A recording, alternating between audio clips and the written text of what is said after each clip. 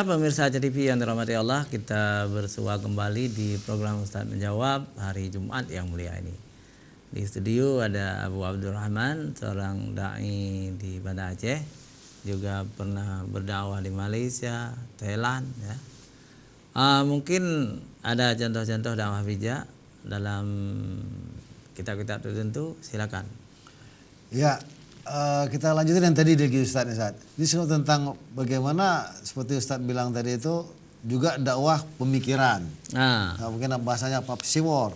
Mereka banyak menggunakan media-media elektronik, media cetak ini itu. Padahal sesungguhnya ini adalah hanya kerja mereka, tidak mewakili masyarakat mereka. Iya. Di masyarakat Amerika, perempuan-perempuan sangat senang mereka berjilbab. Begitu dia kata, oh ini luar biasa, itu fantastic, amazing katanya. Sama dia bilang, nah, dan saya punya satu penelitian yang pernah saya baca. Ini juga prihatin kita bagi Indonesia, negara berkembang. Kenyataannya di Amerika, anak usia sekolah dasar di sini saat sekolah junior, SMP dan SMA di Amerika itu 70% ada fasilitas antar jemput. Nah, di sini kita anak SD kadang susah pas antar jemput, Ustaz. Iya. Memang ketika kita melihat banyak anak-anak yang nakal dari Amerika sana itu tidak mewakili masyarakat itu. Iya. Tetapi yang ditampilkan kepada kita begitulah Amerika rusak katanya presek, padahal tidak. Iya. Nah, ini penelitian tahun 90-an, Ustaz. Iya, iya. Ya. Nah, jadi beginilah sebenarnya seharusnya dakwah-dakwah ditampilkan langsung kepada, makanya terjun, Ustaz. Bagaimana berhadapan. Maka baginda Nabi Muhammad SAW dikatakan, seandainya lah tapak kaki Nabi itu warna merah, maka kota Mekah itu bumi semua berwarna merah. Maksudnya apa? Nabi tidak berhenti, terus menjumpai orang-orang. Iya. Terus menjumpai orang. Ini yang berdakwah, Nesan. Terus menjumpai orang-orang. Hari-hari, setiap saat menjumpai orang-orang. Nah, ketika baginda Nabi Muhammad SAW berjumpa dengan orang ahli kitab, beliau sudah punya suatu metode bagaimana berdakwah. Iya. Ketika beliau berjumpa dengan orang Yahudi begini, ketika berjumpa dengan orang miskin begini, dengan orang kaya begini. Ini Nabi memang sudah, dan ini sebenarnya bukan hal yang ini, kita juga bisa dapat mempelajarinya dengan hadis-hadis baginda Nabi Muhammad SAW dan apa yang para sahabat buat. Jadi kita saja kadang-kadang, Ustaz, yang terlalu eksklusif karena kita mungkin dengan ilmu kita, dengan apa kita, sehingga mengatakan ada satu kelompok sekarang ini yang mencoba berdakwah secara langsung, kita mengatakan kepada mereka ini, wah mereka, nah dengan bahasa mereka, padahal tidak. Sekali kita balik tadi, tugas dakwah inilah tugas kita semua. Iya. Tugas umat Muslim, ya kan? Tugas umat Muslim. Jadi ketika ada orang berdakwah, ya memang ini fungsi saya, tugas saya, misalnya gitu. Iya, bagus. Ketika ada jamaah-jamaah sekarang ini ketika di masyarakat gitu, dikatakan dengan satu kelompok jamaah yang suka berjalan-jalan, Ustaz. Iya. Nah, oleh ulama ini saya banyak baca di YouTube mengatakan mereka. Dia mengartikan bahasa jamaah itu dengan kata mereka. Loh, mereka itu siapa? Terus ada lagi ulama yang mengatakan ini manhaj tertentu, ini manhaj. Bukan dakwah ini bukan manhaj. Iya. Bukan dakwah ini bukan kita ikut mazhab, bukan ikut manhaj, bukan ikut kelompok. Dakwah ini bukan organisasi. Dakwah ini adalah organisasinya Allah Subhanahu wa taala, diwajibkan kepada setiap umat Nabi untuk berdakwah. Iya. Nah, ketika ada satu kelompok, afwan saja Ustaz, yang ini yang sering dikatakan di jamaah tabligh. Padahal Maulana Ilyas sendiri sebagai pembangun jamaah ini nggak pernah mengatakan ini jamaah tabligh. Iya. Nah, tapi oleh kita dikatakan jamaah tabligh. Oke lah sekarang. Nah, ketika dikatakan dengan jamaah tabligh ini begini, manhajnya ini, manhajnya ini. Ini karena ulama yang ngomong gini, Ustaz. Makanya kita sedih. Bagaimana dakwah bisa berjalan? Ya, jadi seharusnya kita tidak boleh, oh ini kelompok ini mereka, seolah satu kelompok. Oh ini manhaj, bukan manhaj ini dakwah. Dakwah sekali lagi kita tegaskan ini adalah, kalaulah memang itu manhaj, maka itu manhaj kepada semuanya. Ya, ini mazhab semuanya gitu. Taib. Ustaz. Jadi kita baca SMS yang baru masuk dari orang hebat ini. Assalamualaikum warahmatullahi wabarakatuh. Waalaikumsalam. Saya Dr. Haji Muhammad Bakri Usman, PhD. Alhamdulillah, dokter ini ya. Saya ingin bertanya Ustadz, apa hukumnya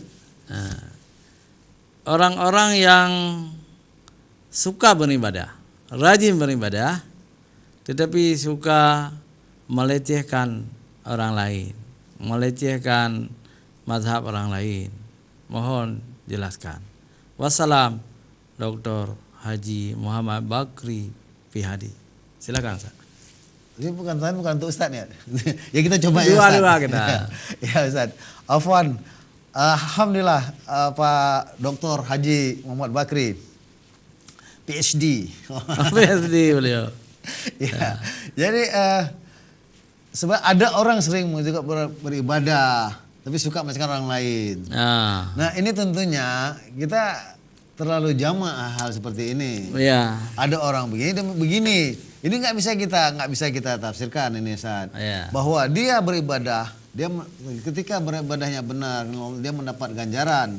Ketika dia melecehkan orang lain suatu perbuatan yang tidak dia mendapat dosa. Gitu ya. Nah, ya bisa jadi dosanya ini menutupi kebaikan dia. Iya. Kejahatan dia menutupi kebaikan dia. Iya. Nah, memang pekerjaan melecehkan nih Ustaz. Tentunya ini pekerjaan dari mulut. Iya. Maka Ustaz kebanyakan dikatakan dosa yang paling banyak umat manusia adalah dosa dari mulut. Iya. Kita nggak sadar. Dosa dari mulut inilah kita melecehkan, menghina, mengatakan pada orang sesuatu yang kita nggak tahu. Nauzubillah, subhanallah. Itu juga banyak kadang-kadang para ulama sambil semangatnya. Jadi kenapa? Karena tadi itu putus dengan ilallah Ustaz. Iya. Ilmu hanya sebatas ilmu. Ilmu digunakan untuk ilmu Ustaz. Iya. Memang betul tidak ada ibadah tanpa ilmu. Lebih baik tidurnya orang berilmu daripada ibadahnya seorang abid. Iya. Nah, tetapi kalau ilmu seperti ini yang dikatakan ilmu sebatas ilmu, ilmu di atas ilmu. Sehingga dia beribadah, dia tahu semua, tapi dia tetap melecehkan orang lain. Padahal kita tahu memang pekerjaan yang dua yang paling besar di umat manusia adalah pekerjaan dari mulut. Ini kan amal mulut ini Ustaz. Iya. Melecehkan ini. Amal mulut kan? Ya. Mulut dan farji. Ini yang paling dua. Nah, Iya. sedangkan kita ini sedikit ilustrasi saja mungkin yang Iya, bisa iya. kita kasih. Semua tubuh kita ini adalah kotoran. Maaf aja TAIK. Semua. Iya. Dari kuku, kulit, kaki, rambut, semua mata keluar TAIK. Kotoran semua. Kuping keluar dari daging kita yang bagus. Pakai parfum mahal, pakai sampah, semua juga keluar TAIK ini. Oh iya iya. Semua kotoran. Satu yang keluar dari diri Anda, kalau itu juga nggak benar, nggak bagus, juga kotoran yang keluar, maka sah TAIK lah Anda. Siapapun Anda, walaupun Anda seorang alim, ilmu, bahasa ngakunya begini begitu, hafal kitab, kalau satu yang keluar dari diri Anda ini masih juga kotor, maka sah kotoranlah Anda, TAIK lah Anda. Nah, yang apa satu itu? apa? Nah, inilah dia. Suara. Suaranya. Ketika kita ngomong, nggak bisa kita tarik lagi, Ustaz. Iya. Satu inilah yang harus kita jaga, Ustaz. Jadi walaupun maksud kita bagus, tujuan kita bagus, tapi kalau caranya tidak bagus, keluar dari mulut ini, Ustaz. Nauzubillah. Ini terekam di kasanahnya Allah Ada SWT. mahfudzat memang ya. Rubbal qalami aqtamu min hisamihi. Saya. Seringkali kata-kata itu lebih tajam dari pedang. Memang ya. Jadi semua kita lagi di kotoran, Ustaz. Satu kalau yang keluar itu masih kotor, maka sah kotoranlah Anda. Apakah Anda seorang agnia, alim, macam Ustaz. Makanya hati-hati dengan kata orang Aceh. Ya. Haba meyo tak keluar, tapi kuda hai merompok li. Ya. Walaupun kita kejar dengan kuda sembrani, Ya. tidak dapat lagi ya. Tidak dapat lagi. Maka hati-hati mengeluarkan kata-kata yang merugikan, menghancur, leburkan martabat orang lain. Apalagi yang kita tuduh. Jangan orang lain, Ustaz. Ibadah Anda sendiri hancur semua. Ilmu Anda hancur. Maka dikatakan Anda orang yang hancur semua. Kalau orang lain udahlah mungkin karena dia benci sama orang, dia nggak suka atau dia emosi entah apa, nggak suka. Al-lisanu asadul laka.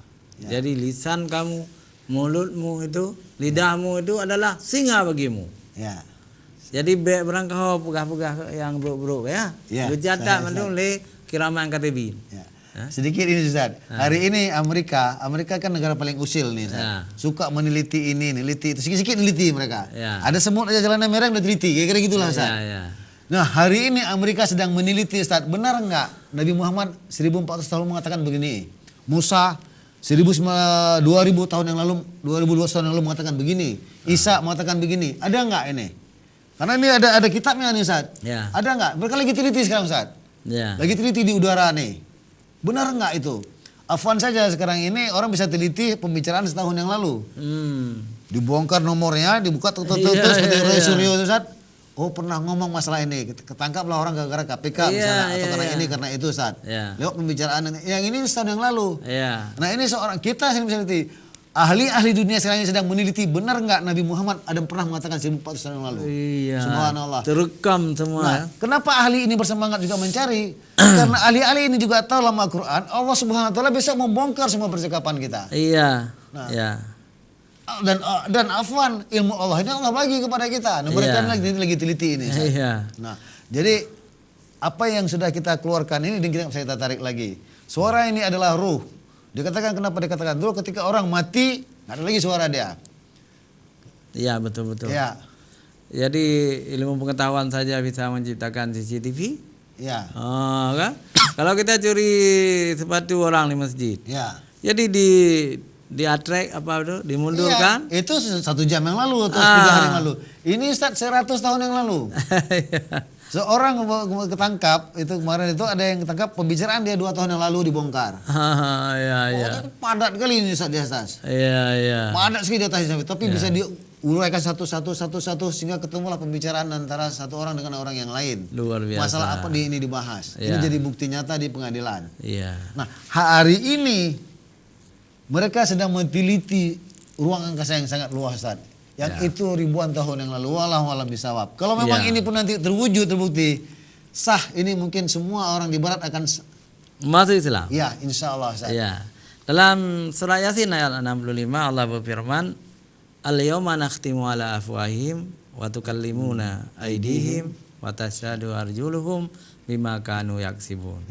Pada hari itu, hari kiamat nanti, jadi mulut-mulut manusia ditutup, dikunci mati oleh Allah. Tangan-tangan mereka berbicara. Kaki. Sudah terekam semua. Dan kaki-kaki mereka naik saksi dengan apa yang telah mereka kerjakan.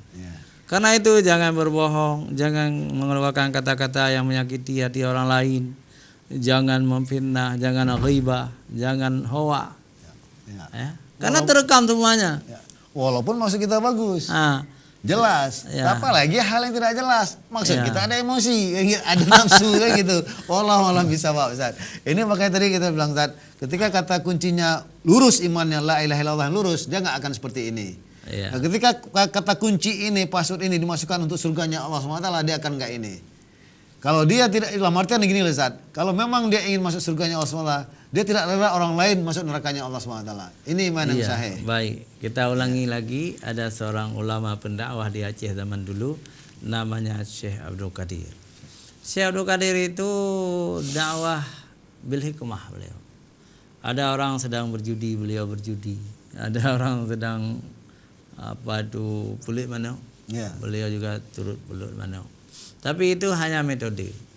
Kemudian orang-orang berjudi itu disuruh mengucapkan syahadat, masuk Islam, kemudian diajak ke masjid, diajarkan salat, dan diajarkan untuk bekerja, jangan lagi berjudi. Ini dicatat dalam sejarah. Tapi Syekh Abdul Qadir sebelum meninggal, beliau hijrah ke Kedah, Malaysia. Kuburannya di sana. Tapi beliau datang dari Arab ke Aceh dulu, ke Banda Aceh ini. Jadi beliau menggunakan metode pendekatan, bukan mencaci maki. Itu sejarah. Jadi mudah-mudahan orang-orang sekarang juga kalau ingin sukses dalam berdakwah, buatlah pendekatan bil hikmah. Jangan menghukumi orang, mentakfirkan orang, menjelek-jelekkan orang. Buat pendekatan dengan mereka. Supaya semua Ahlussunnah wal Jamaah. Silakan Ustaz menambah. Ya, surganya Allah Subhanahu wa taala luas sekali, Ustaz. Nah, ketika kita menyalahi orang, ketika kita mengkafirkan orang, apa maksudnya kita sekarang ini? Makanya dikasihkan tadi ini Ustaz, belum sahih iman seseorang sebelum dia mencintai diri orang lain seperti mencintai diri sendiri. Maksudnya apa? Ya baik, pemirsa TV jangan kemana-mana, kita kembali setelah jeda iklan.